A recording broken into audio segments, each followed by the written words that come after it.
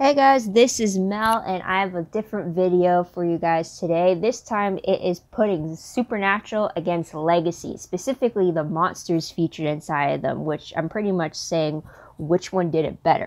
Now the reason for this one is because if you've been keeping up with my Legacies videos for the first season, you'll notice that I tend to compare monsters at pretty much for those that had the same ones featured in Supernatural. So I figured why not compile it all together. I wanted to see for myself which one ended up being more to my preferred taste, I guess you could say. So that's the birth of this video. So when I'm doing this competition type of thing, this is how I'm going to judge it. To be fair, Supernatural has been on the air since 2005, so a lot of my introductions to monsters and different myths and folklores and stuff like that were introduced to me from the show itself. I mean, aside from like your famous monsters of vampires, which is werewolves, ghosts, ghouls, zombies, goblins, etc., all the usual ones. Anything that has like a specific folklore or anything like that, or from different culture mythologies, I got them mostly from Supernatural first. So when I'm watching Legacies for the first time and I'm seeing these reoccurring character motifs and stuff, I'm going to automatically compare it to what I saw in Supernatural. I mean, that's just a given. We tend to compare without meaning to a lot of the time. So because of that reoccurrence, I figured why not do it now? So because of that, this is why you got this video. But the way I'm going to judge it is because, for one, we're going to say what is expected from the creature, so what's been stated in myth, or what just the general consensus is for what a person thinks when they hear the name. And then my choice against that is to see which show did it better, either in regards to did their version match what was set in the myth, or is it completely unexpected and that way I prefer better or not. So it's a toss-up, and I will explain when I come across the different monsters why I picked one over the other and such like that. Now, I will also include monsters that were on Legacies but not in Supernatural, which is just a shocker in itself because of, yeah, like what are the odds of it not being featured in the 300 plus episodes Supernatural has done.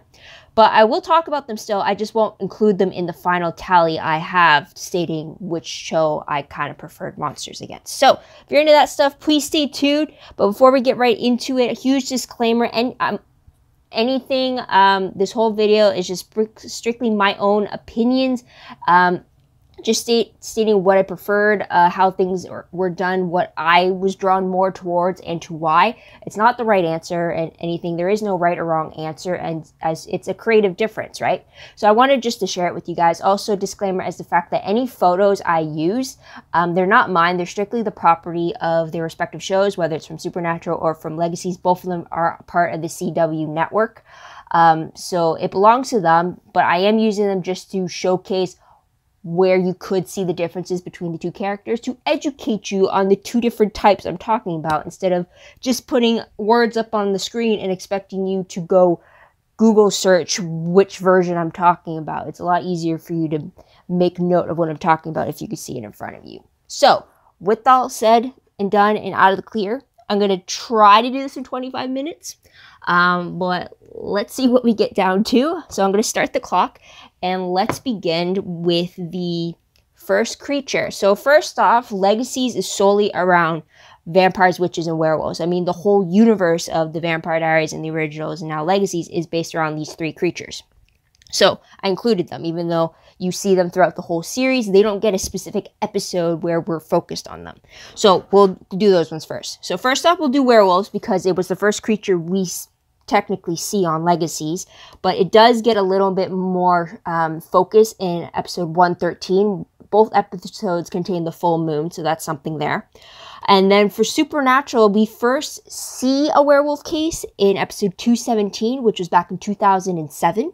So traditionally when you hear werewolf, you know the fact that it's someone cursed to turn into a wolf on a full moon. That's usually what you give. What the wolf is going to be or what traits kind of come about it is very different depending on which version you take of it. Some movies do it differently, some TV shows as well, some do them same. But between these two shows, a similar thing that I thought of was the fact that while in their wolf form, they don't remember what they do when they're a wolf. So usually the time the full moon's up, that's kind of like they have no control type of thing.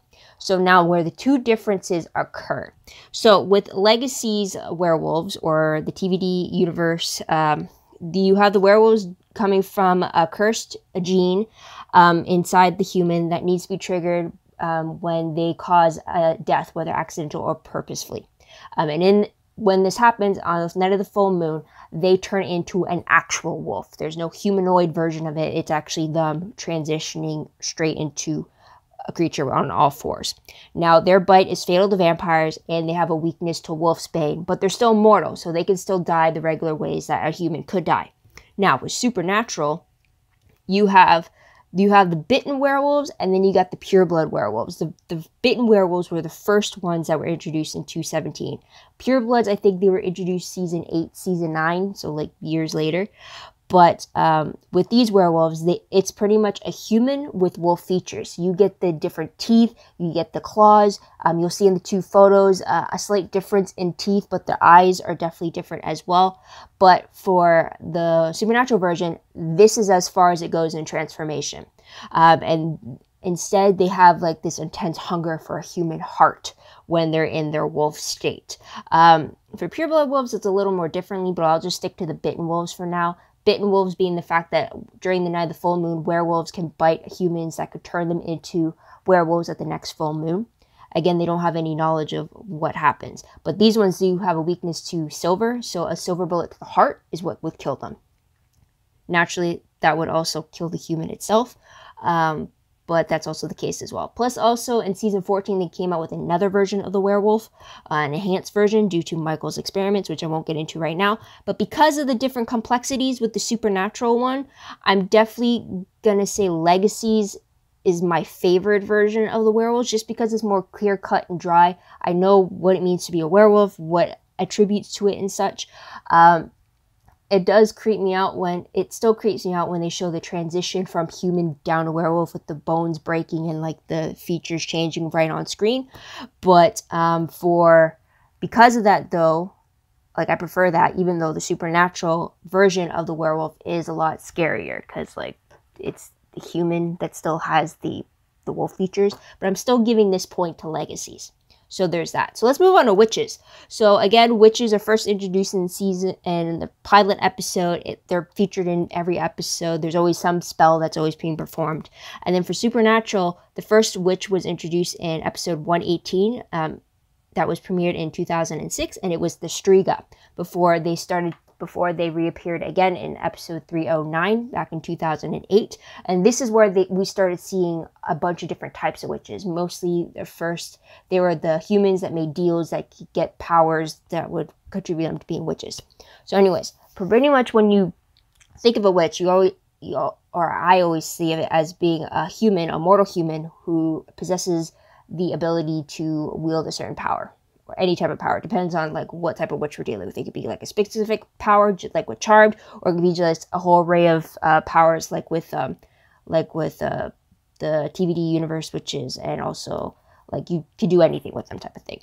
So the differences between the witches now. For Legacies, we find out that they are born with the ability to use magic, and they're also human. So the only difference that really makes them is the fact that they have the ability to have this power.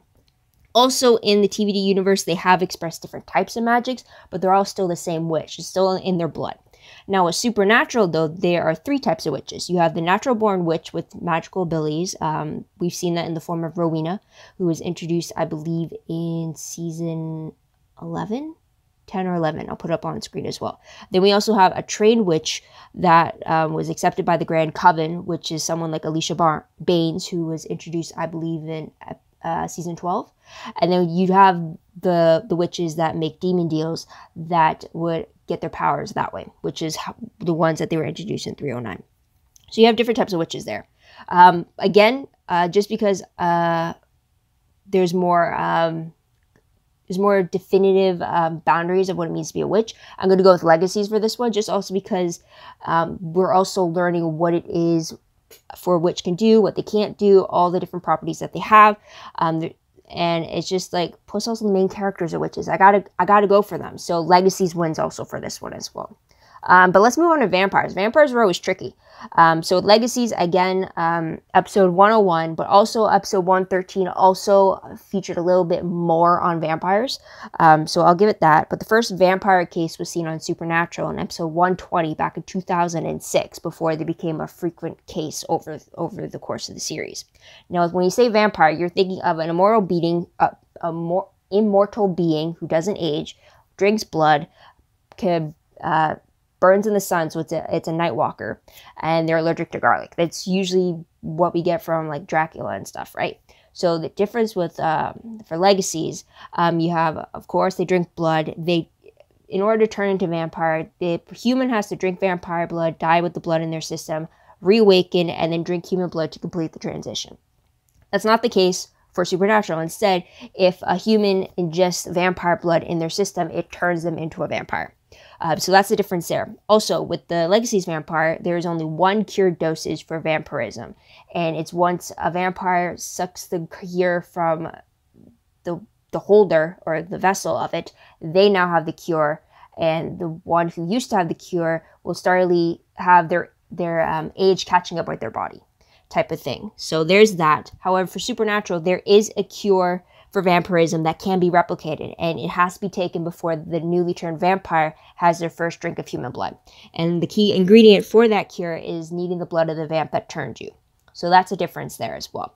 Also, they do have, for Legacies, they have the weakness against vervain. For Supernatural, the weakness is dead man's blood. They can't ingest it at all. It's kind of like poison to them.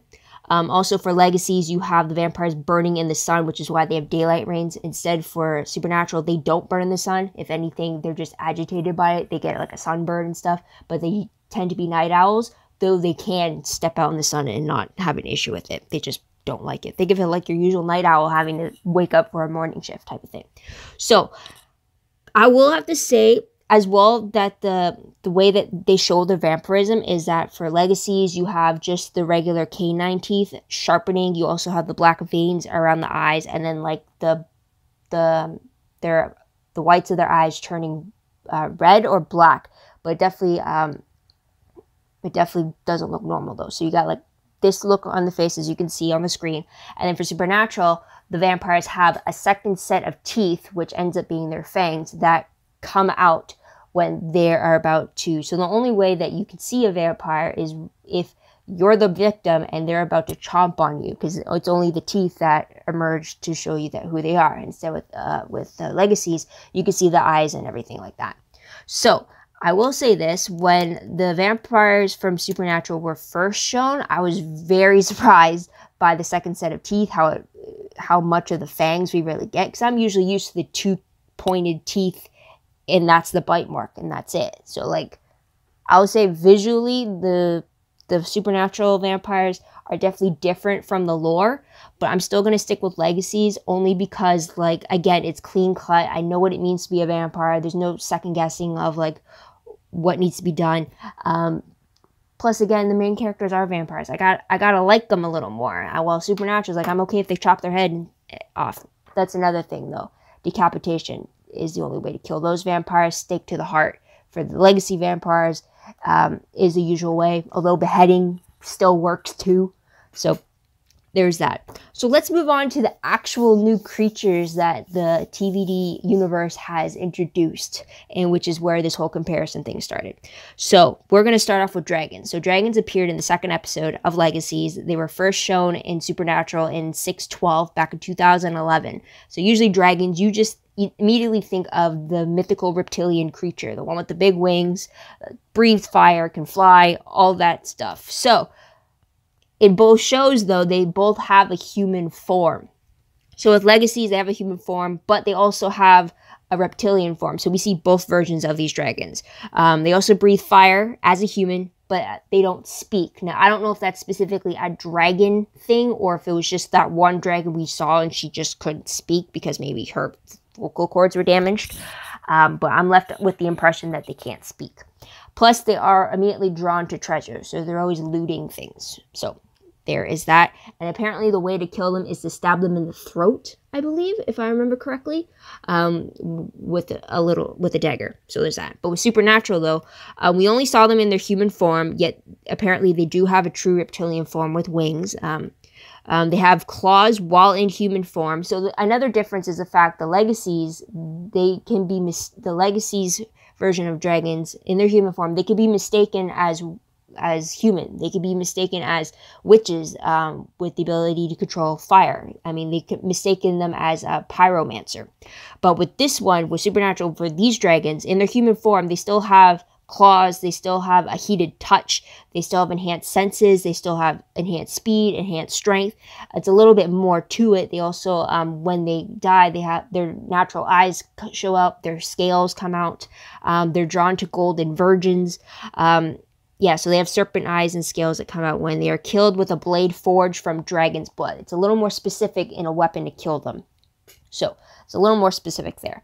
Now, what I have to say, I think I'd have to go with the Supernatural version just for how much more lethal or how much more different the dragon looks in their human form.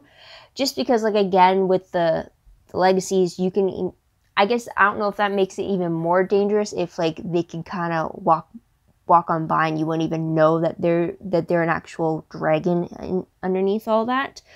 But I'd still have to go with the Supernatural one just because, like, there's a lot, you can obviously tell that there's something different about them. They're a little bit more menacing too. I mean, like, again, in episode 115 of Legacies, they did explain a little bit more how dragons were, like, the tribe that you can't beat type of thing. But in that episode, I couldn't really see it. And I don't know if it's just because it was just the one dragon, but I'd have to give it to Supernatural for the dragons. So there's that. Now let's move on to Gargoyles. Now Gargoyles was featured in episode 3 of Legacies, and it has not been featured on Supernatural. So that's a surpriser right there. So a gargoyle is usually a statue that was used to frighten off and protect those that it guards from evil or from harmful spirits. So with for Legacies, we get a statue-like being that protects humans. It is immune to fire, and it was destroyed with, like, a combustion spell by Hope and Josie. So it was ready to harm the students at the school, but it couldn't harm Alaric, who was just a human. Since it's not shown in Supernatural, it's not being included up for the tally, but that's also, like, a little interesting new creature, pretty much. It kind of makes me wonder, like, how Supernatural would have done a gargoyle, if anything. So there's that. Let's move on to number 6 for the creature, the Arachne. So episode 104 for Legacies, episode 613 for Supernatural back in 2011. Now, the whole story behind the Arachne is from Greek mythology. Apparently, Athena created the first spider goddess after being challenged by a human for the ability to weave better than Athena. Upon that weaver's death, Athena turned that woman into the spider goddess. Now, very different take for these two creatures, for sure. Now, for the Legacies version, we get this massively gross test bug that you can see on screen, and they can take the form of its victims by wearing their skin. So there's some shape shifting involved, but they're pretty much wearing the skin of their victims, which makes sense because their bite is poisonous enough that it liquefies their victims inside, which only leaves their skin left, which is what they would wear to kind of pose as their victims. They're also immune to fire, though it was destroyed with another explosive spell by Hope and the twins.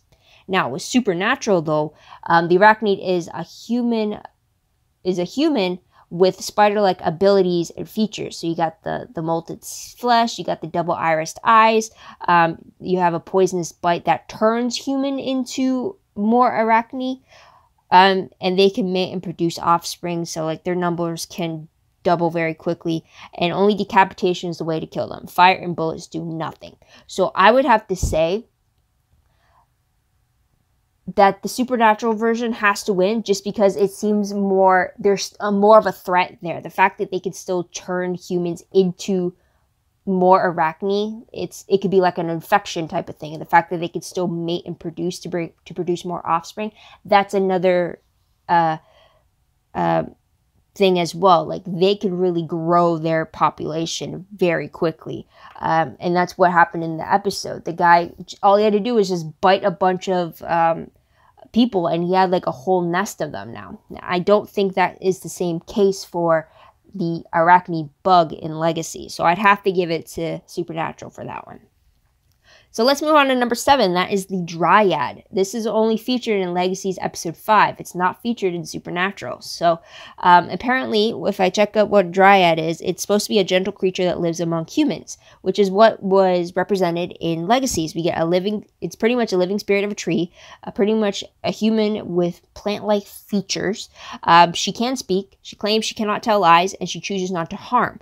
And she has the ability to control plant life. She can feel other emotions, and she has quite the longevity, though she can be killed the same way a human could be killed, because she was killed with an arrow to the chest, but she was reborn into a tree later on. So that was an interesting spin there. She was also the first creature on the show to actually be able to speak and get answers from. So there's that. So let's move on to zombies. Now, this one was a very interesting one. So with Legacies, we see them both featured in episode 6 and 7 of season 1. And then for Supernatural, we get it a bunch of times over the years. The first very prominent feature of a zombie was in 515 back in 2010, although you kind of get another version of it in 204 back in 2006. But I'll talk about episode 510 because that mostly goes with what we think of. Nope. I'll do both. But when you think of zombies, you're pretty much thinking dead body brought back to life, aka like The Walking Dead. However, though, with Legacies, it's a little bit different. They're bringing the dead back to life. Their reflection shows their true form. It's like really like decayed flesh and stuff. But these zombies are controlled by the necromancer to the point that the zombie will tend to lose time in what they were doing, which is what the necromancer was in control. And by removing the magic from the zombie, that brings them back to their original state. So there's that. Now that version is a little similar to the 204 version of Supernatural, where they brought the dead back to life. They still look like they normally would, except for Supernatural. In that version, they would be obsessed with getting revenge on what killed them. Now, the difference I really want to go upon is the 510 version of the zombie, which is that you brought the dead back to life. They act normal in the beginning until they start craving human flesh to feed off of, and then they start being ravenous like you would get the zombies from Walking Dead. It's a kill shot to the head for these types of zombies. If you're dealing with the 204 zombies, then you have the silver stake to the heart, and that has to be when they are in their coffin to really like keep them back where they're supposed to be. So in this case, I would have to give it to Supernatural, specifically the 515 version of the zombie. They get many different versions of zombies over the years, but just because I'd go with that one, because the way zombies were portrayed, the fact that it's normal, and then they eventually grow to be their zombie states where they're feeding off human flesh and attacking you, that seems more close to the idea of what a zombie is. For Legacies, it just seems like more like a spell that reanimated a dead body and something went wrong and someone else is controlling it. That's pretty much it. I don't really see them as being zombies, even though it's still a dead body being brought back. So I will give it to Supernatural for that one. Which brings me to necromancers. Now, these are the ones that actually bring the bodies back to life. So with Legacies, again, the necromancer was shown in episode 6 and episode 7. For Supernatural, we get it in episode 204, like I mentioned, in 206. 813, which is aired in 2013, and episode 1406, which premiered in 2018. I mean, technically you can count 510, but a horseman brought them back, so I won't include it there. But with a necromancer, that's pretty much the person that brings a body back from the dead. They're supposedly supposed to be human. So with the necromancer from Legacies, he was a witch who could bring back and control the dead. He looks more like a zombie himself, and while the zombies look more as if like they've never died, so it seems it's definitely the reverse of how Supernatural portrays them. The necromancer is a human or a witch that uses magic to resurrect the dead. They look completely normal. They are normal. They're still alive, and yet the ones that they bring back to life look like they've been dead. And then those that they would resurrect, though, would be corrupted in their return in some way, shape, or form. So like with 204, we have the corruption being that the zombie went on to kill those who wronged her when she was alive. And the zombie in 1406, who was under the control of Harper Sales in the photo, would kill anyone they deemed a threat to his love for the necromancer. So the very different versions of the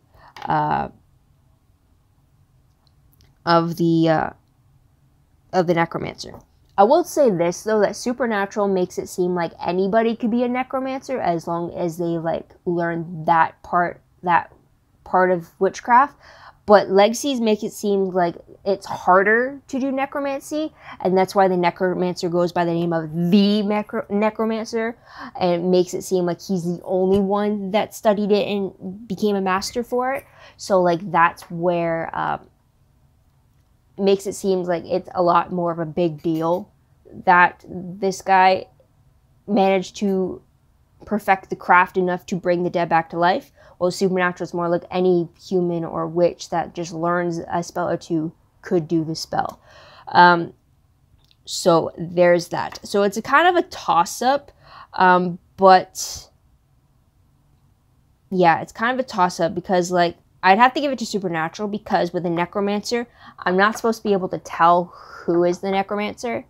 So I'll have to give it to them there because they could still look like anybody. They could be anybody. But with Legacies, like I could tell that you're not normal. So there is that.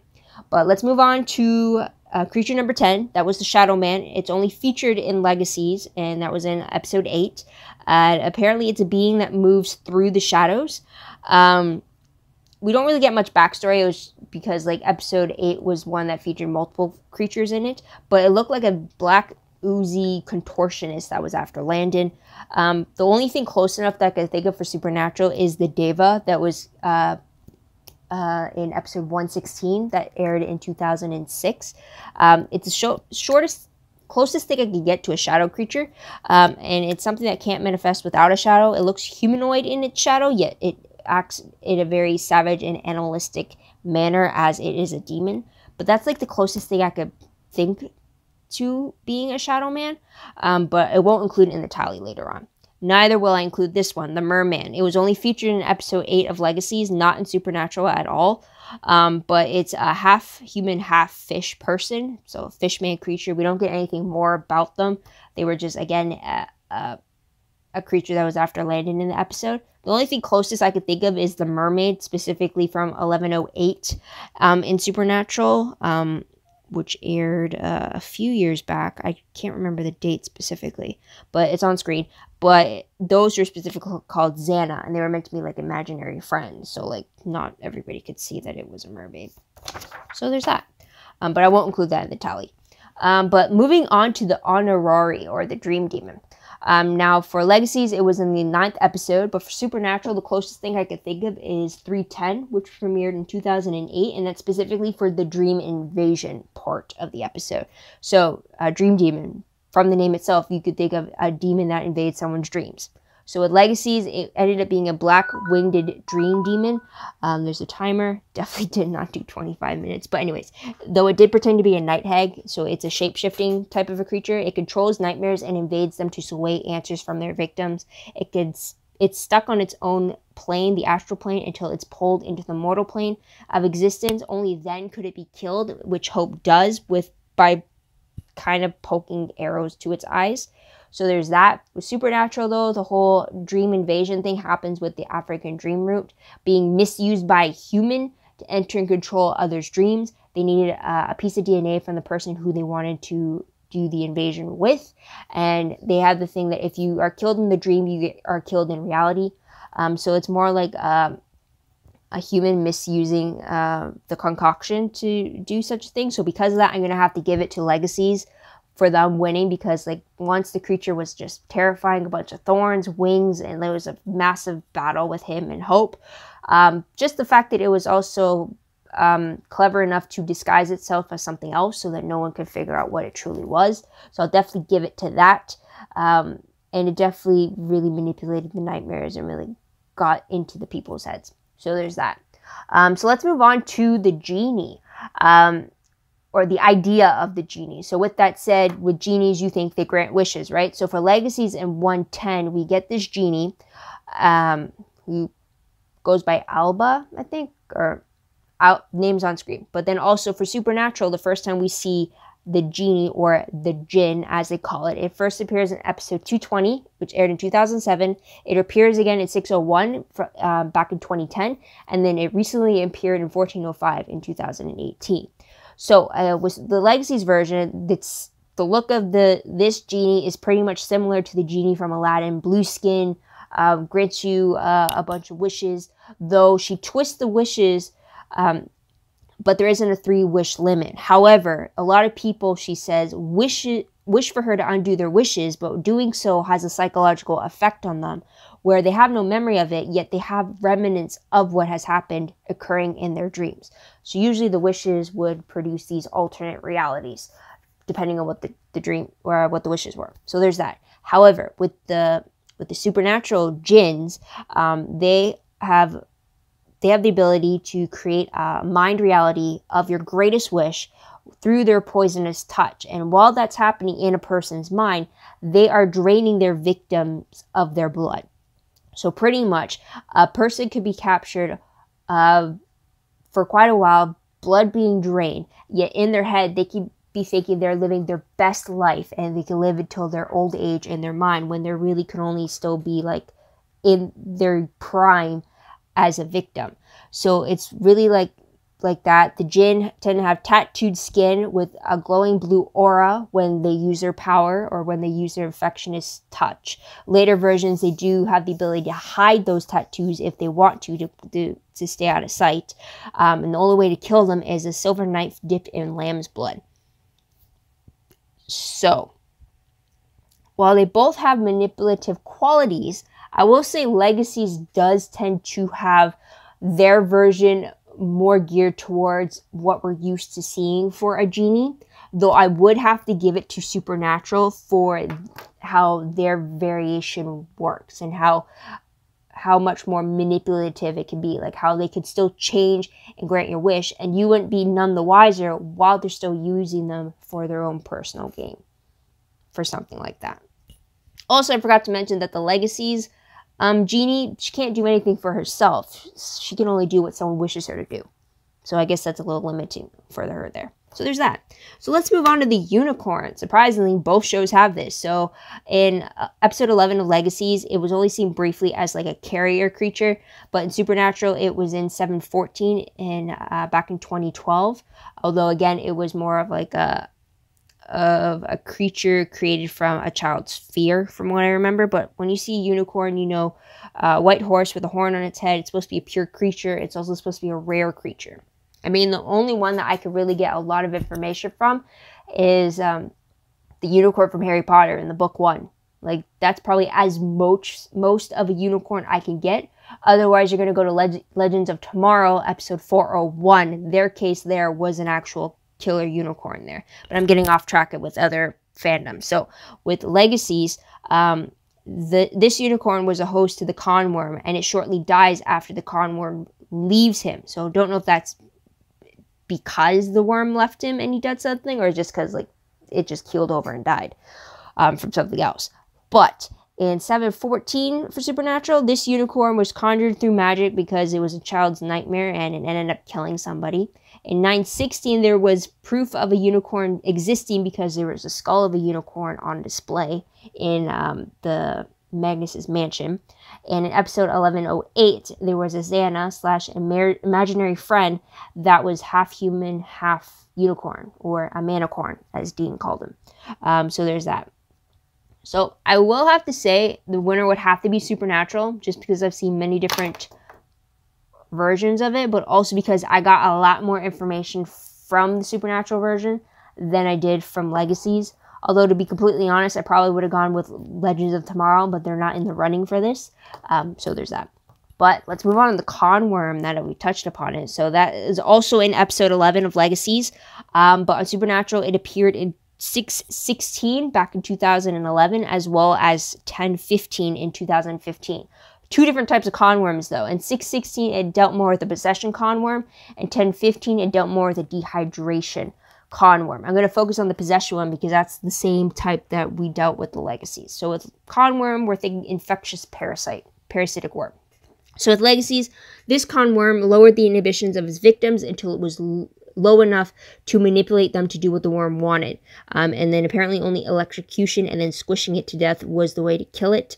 Electrocution definitely had it leaving its host before you end up killing it. Now with Supernatural, though, you have the worm actually taking control over their victim the moment it possesses them.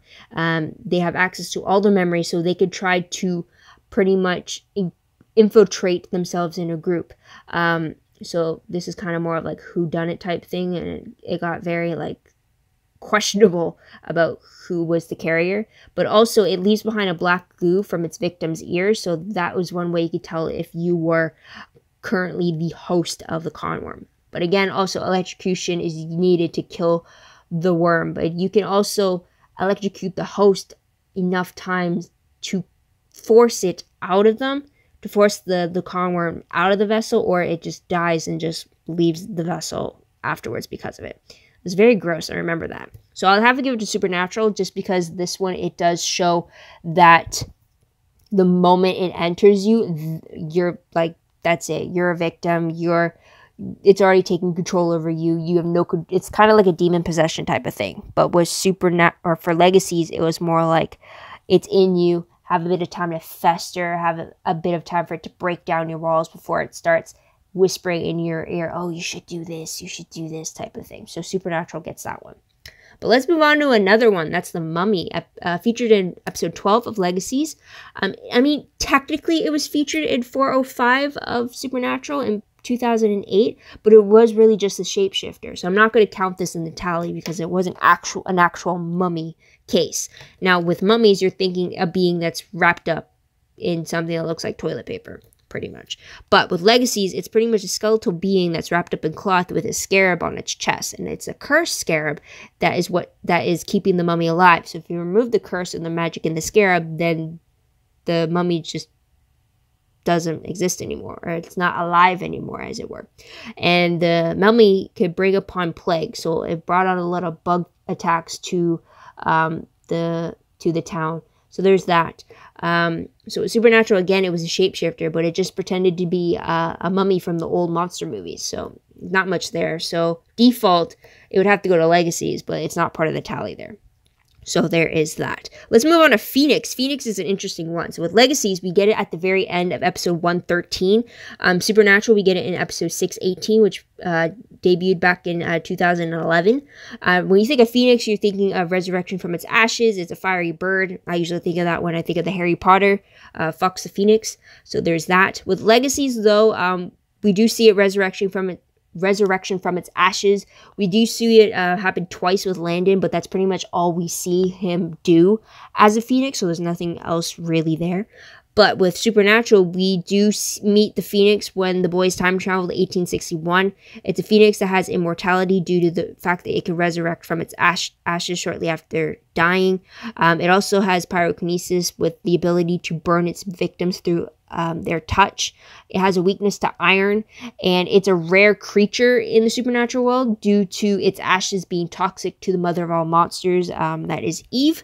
So I would have to give it to Supernatural being the winner for the Phoenix, just because of the fact that we know more about it. It was actually featured, and I understand, like, because Landon is one of the main characters, they're going to take some time to try to figure out what it means for him to be a Phoenix, or what else he could do as a Phoenix. But before they found out he was a Phoenix, there wasn't really anything that stood out to make him supernatural. He just appeared human.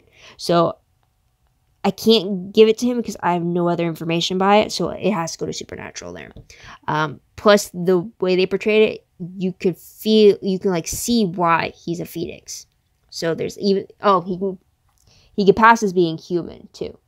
if you get away about the fact that he lives forever. But anyways, there's that. So let's move on to the Gorgon. So funny thing, episode 14 of Legacies had the Gorgon, but also episode 1414 of Supernatural had the Gorgon, and they aired within a week of each other. Supernatural aired it first, and then a week later, Legacies aired it. So that kind of creeped me out when the first time we get a Gorgon was within the span of a week. So anyways, the Gorgon, aka Medusa, you get the snake hair, you get a stare that turns the victims into stone. So that's pretty much the given myth for it. So with Legacies, you pretty much get that in their Gorgon. You have the hair that turns into stone. You have her stare turning victims into stone. It's humans, though vampires are immune to their stare because they're technically dead. And also, the Gorgon's powers are negated when she hears 3 chimes from a bronze bell. And the only way to decapitate it, or the only way to kill it, is to decapitate it, but they didn't do that for this Gorgon. They instead sedated her. So there and so there's that. But with Supernatural, they do have a different take on the Gorgon, and it's that they have the snake eyes which allows him to see the future, but they also come out after he eats an eyeball, which allows him to see the future, or like the very near future. So there's that. The Gorgon also eats human organs, is able to talk to snakes, and they have a paralyzing venom that's in their kisses. So instead of the paralyzing stare, you have like a paralyzing kiss. So there's that. There are also demigods that need to be killed by decapitation by a silver blade. So I have to give it to Supernatural just because it's a definitely unique take on the Gorgon myth, for sure. Just also the fact that, again, it's a being that could hide in plain sight, and you can never know. Yet it still has all these little features from the mythology that are still incorporated, like the snake eyes, the pet snakes, and the ability to talk to snakes, the paralyzing venom that is mimicking the turn to stone stare type of thing. So I will have to give it to Supernatural for that one. So there is that. But let's move on to the Golem. So in Legacies 115, we do get a heavy dose of the the Golem mythology, because that is the Malivore pit. Also in Supernatural, we do get a Golem in 813, which premiered in 2013. So essentially, the Golem or the Golem is a creature created from mud. So with Legacies, in the 115 origin story, it was a creature created by magic, mud, and the combined blood of a vampire, a witch, and a werewolf. This creature then turned out to be Malivore, which would consume all the creatures it ate, consume it and all their powers and stuff, and it brought them to this pit of darkness.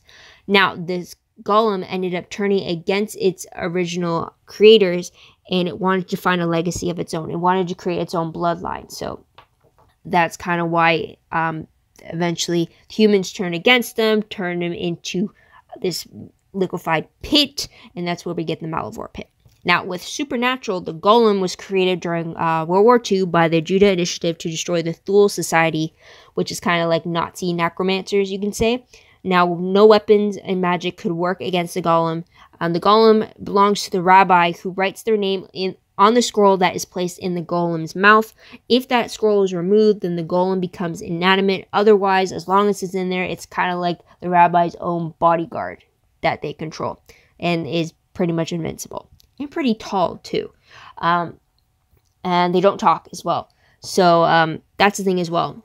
So far, we haven't seen the Legacies Golem talking, but that could change later on if it comes back. But I would have to give it to the Legacies for the Golem, just because there's a lot more story behind it.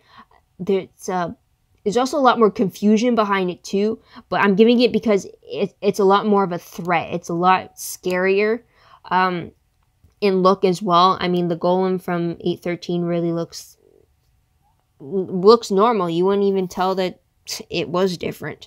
But yeah, I'd have to give it to the Legacies Golem just because of how much of a backstory and how much of a threat is being placed on this creature. So there's that. But let's move on to Headless Horseman, which was in the season finale of Legacies in episode 16. There hasn't been one in Supernatural, so I'm not counting this in the tally, but Headless Horseman pretty much says in the title, and it is a man with no head that rides a horse.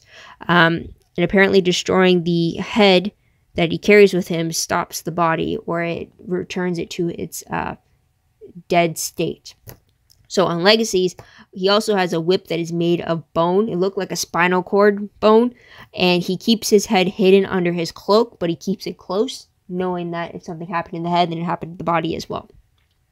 So that's something there. Plus, it seems like it's pretty indestructible unless you target the head. So there's that. Also, a bonus one I want to mention is hybrids, just to begin with, because like Legacies, it does focus on the hybrid, which is a vampire and werewolf hybrid combination. In Hope's case, add a witch to that as well. So that's the bonus there. Only because on Supernatural in episode 1104, which debuted back in 2015, Dean makes a comment of the creature possibly being a werepire. It ended up not being that. It ended up being a Nachazira, which was a ghoul vampire hybrid. But still, I thought it was funny just to mention the fact that he would come up with werepire. That is what the hybrid tends to be. Or in this case, Klaus, Hope, is a different type of hybrid from her father. But anyways, there is that. So that is all 21 characters, guys. And it's definitely a lot longer than I thought it would be. Although, let's be honest, I do tend to ramble. So, I mean, you kind of get it. So anyways, so on screen right now is the six creatures that are not being part of the tally because they were only featured on Legacies. That is the Gargoyle, the Dryad, the Shadow Man, the Merman, the Headless Horseman, and technically the hybrid. So there's that. But let's see what the tally is for Legacies and Supernatural. So for Legacies, we end up getting vampires, witches, werewolves, the Honorari or the Dream Demon, the Mummy, and the Golem. So that's 6 right there. For Supernatural, we got the Dragon, the Zombie, the Necromancer, the Unicorn, the Conworm, the Gorgon, the Arcanine, the Spider Thing, the Genie, and the Phoenix, which is 9 items. So Supernatural is the winner, mostly because, well, I did explain it throughout the whole spiel of it all, though, but I'm wondering if any of my views would match yours, if you're thinking along the same lines of picking one creature or the other. Again, this was just solely made for fun. I just wanted to share my comparisons to you guys and kind of just share why I picked one over the other. I mean, some of them I might have picked just for aesthetic purposes. I mean, they look terrifying enough to be the creature and have the mythology backing up. And then other times it was just because the mythology behind it made a lot more sense to me. And then that's why I picked it. So there's that. But otherwise, guys, what did you guys think of my list? What is your own list itself? Let me know in the comments down below. I'd love to hear your own thoughts, theories, and opinions. I mean, again, I've been watching Supernatural since 2005, so any monster really that comes up there and ends up somewhere else, I'm definitely always going to compare. It's going to be subconscious of me to do that. But I'm wondering if you guys have a different take on it. If you saw Legacies first and then saw Supernatural, what maybe your thoughts about the creatures were different from mine. But please let me know in the comments. Also, don't forget to like this video, subscribe to my channel, check out my other videos if you haven't done so already. If you want, check out my Tumblr page. The link for that is down below. I read blog promos, web clips, quotes, gifs, synopses, news, all that good stuff. All found in one place. Go check that out. Also, a WordPress account, link for that is down below. Anything I post online is connected to WordPress account. Everything there is more organized, more detailed, but still a work in progress. So please be on the lookout for that. But otherwise, guys, that is pretty much it. Thank you so much for tuning in to this extra video. I hope you liked it. I hope you check out my other videos, either my other Legacy reactions or just my other videos that might pertain to your interests. Please go check those out. The next Legacy video would have to be either the CW upfront ones if they end up doing that this year. If not, then it would have to be the Season 2 spoilers that we will get at the San Diego Comic-Con in July. So please be on the lookout for that video. But otherwise, that is pretty much it until the new season starts. So until then, guys, this is Mel. Wish you all a great day, great week wherever you are. I really need to get some water now. So take care, guys. Bye.